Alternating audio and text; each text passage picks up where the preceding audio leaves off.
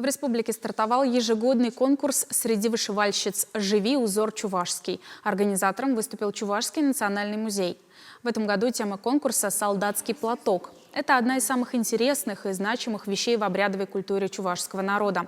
Раньше, когда срок службы в армии составлял четверть века, девушка новоиспеченного рекрута дарила кусочек ткани с вышитым узором со словами «С ним и вернись к нам обратно». Таким образом, она обещала дождаться любимого. Организаторы конкурса отмечают, участники могут проявить фантазию и создать свою версию солдатского платка. В этом году вышитые солдатские платки принимаем с 15 сентября по 15 октября. Потом уже будет работать наша экспертная комиссия, жюри. В числе жюри, конечно же, будут и искусствоведы, и вышивальщицы, и сотрудники музея.